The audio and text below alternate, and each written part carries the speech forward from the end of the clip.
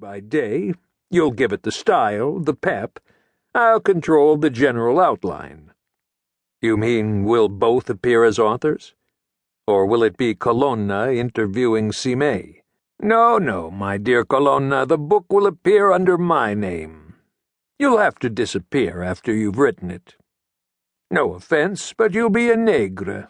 Dumas had one, I don't see why I can't have one too. And why me? You have some talent as a writer. Thank you.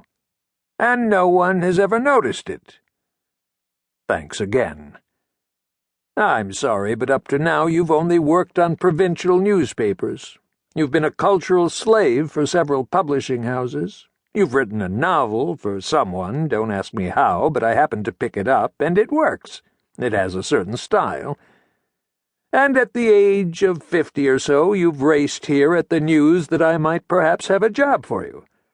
So you know how to write, you know what a book is, but you're still scraping around for a living. No need to be ashamed.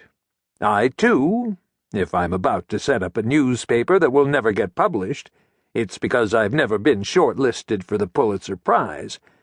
I've only ever run a sports weekly and a men's monthly. For men alone, or lonely men, whichever you prefer. I could have some self-respect and say no. You won't, because I'm offering you 6 million lire per month for a year in cash off the books. That's a lot for a failed writer. And then, when you have delivered the book, let's say around 6 months after the end of the experiment, another 10 million lire lump sum in cash. That will come from my own pocket. And then? And then that's your affair. You'll have earned more than 80 million lire tax-free in 18 months, if you don't spend it all on women, horses, and champagne.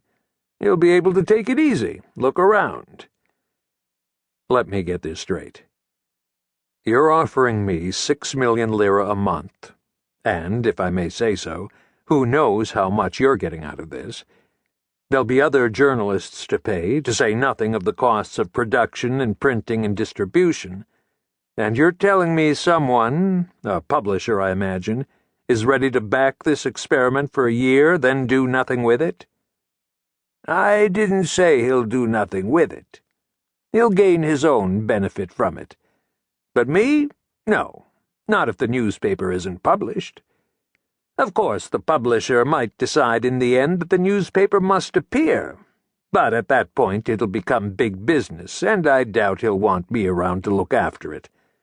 So I'm ready for the publisher to decide at the end of this year that the experiment has produced the expected results, and that he can shut up shop. That's why I'm covering myself. If all else fails, I'll publish the book. It'll be a bombshell and should give me a tidy sum in royalties.